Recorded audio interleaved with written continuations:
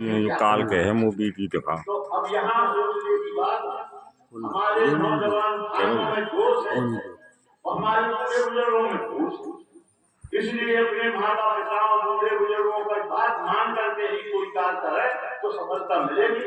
और अपने आप जोश में अगर काम करोगे तो काम तुम्हारे लगा ले और माता पिता की कभी सुनोगे नहीं। तो फिर और उनकी कृष्णा उनकी तुम्हारे साथ तुम्हें आसान करेगी।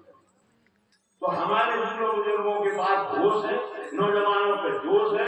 तो जोश नौजवान भाई अपने बुढ़ापों से तालमेल करके सलाह मशवरा लेकर के काम करेंगे तो सदा सफलता प्राप्त होगी।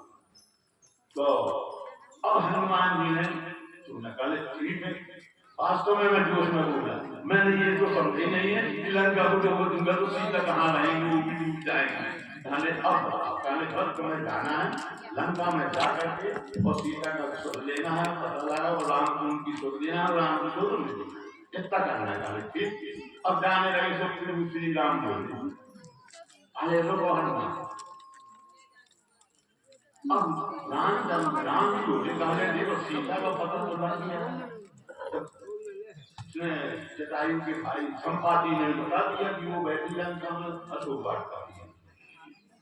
तो कहानी वो तो लग गया था, लेकिन हमें अपनी विजय प्राप्त करने के लिए हमें अगर सीता देवी को हमने पा लिया तो हमारी कोई विजय नहीं। हमको विजय पाने के लिए हमको भी शक्तियां चाहिए। रावण के पास 3 शक्तियां हैं, उससे लाना आसान नहीं। पहले कौन सी है 3 शक्तियां? कहाँ लगे? सती है, एक वीर है और एक संत है। तो रामा जी बोले बिल्कुल आपके पास सभी 3 शक्तियां उनकी बताएं। मैंने श्री राम ने की सुलोचना, मेरे नंद की पत्नी सुलोचना पति देता है, इसलिए उसकी शक्ति काम कर रही है। और उसका पति मेघनंद वीर है, बहुत बढ़िया बोल रहा है, राजा को जीत दिया, तो इसलिए उनका नाम जीत हो गया। तो एक तो वीर है और संत है विभीषण।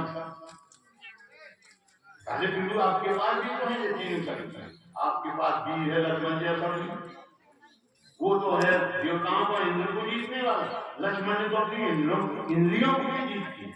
अब इंद्रियों के जीतने वाला ही परमात्मा का स्वरूप होता है। जैसे हम आप सब लोग हैं अपनी अपनी इंद्रियों के कारण जी रहे, उनकी पूर्ति करने में लगे और इंद्रियों को अपने बस में करना जीत लो, तो जहाँ इनका प्रयोग हो वही प्रयोग करो तो सफलता मिले। भगवान भी प्रसन्न हुआ। तो लक्ष्मण जी ने अपनी इंद्रियों को जीता है, वो इंद्रिय जीत है, वो इंद्र जीत है। लड़कियां वे हैं तुम्हारे पास। और अगर सोचते हो कि शक्ति तो शक्ति के रूप में उनकी पत्नी उर्मिला है। वास्तव में राम वनवास को गए, उर्मिला एक पग खाली रही वहीं की बस श्री राम की विजय हो, श्री राम की विजय हो। अब इसकी जो है दाता आती है तो उसमें लगेगी होना पड़ेगा, लेकिन वो है तो आपके पास जी सती और संत भी आपके पास हनुमान की जैसे संत महात्मा। अब बात क्या कहने लगे तो 3 हमारे पास है, 3 रावण के पास। अब सवाल उठता है कि बराबर मामला है, एक आज आगे की जो हो तो हमें अगर एक शक्ति प्राप्त हो जाए तो हम जो है विजय प्राप्त कर लेंगे। हनुमान जी तक कैसी बात कर रहे, हम कहा उठा ले। अरे कहने ये गड़बड़ सारा नहीं, अगर तुम सती को उठा जाए तो फिर हमारे और रावण में काम कर रह जाएगा कि रावण की हरण करके ले गया और राम ने हमारी बहू को भी हरण करके ले गया। तो कहने वो हमारा और रावण को कोई अंतर नहीं गया। तो कहने लगे उनके बीवी को उठा लेना सोच कर। अरे कहने वो बहुत अधर्म होता है, सोते हुए कहीं बाहर और सोते हुए को हरण नहीं किया जाएगा। तो कहने लगे संत का उठा ले, कहने नहीं जबरदस्ती करना धर्म हो, उसके साथ भी अन्याय है, अधर्म है। संत अपनी मर्जी से आ जाए, ऐसा जा करके तुम वहां करो कि संत अपने आप हमारे यहाँ आने का मन करे, कोई दबाव से कोई कहने से नहीं। तो जैसे हम कहा माता पिता के पैर पर बच्चों को लड़को तो उनके ऊपर दबाव नहीं है, पढ़ना पड़ेगा जबरदस्ती पढ़, तो उनके ऊपर कम आस्था बनेगी।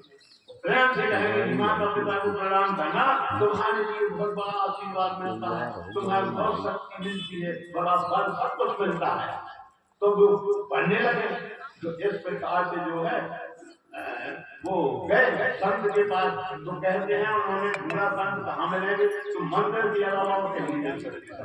मंदिर ही में मिले, अपने घर में दूसरे के घर में थोड़ी मिलेंगे।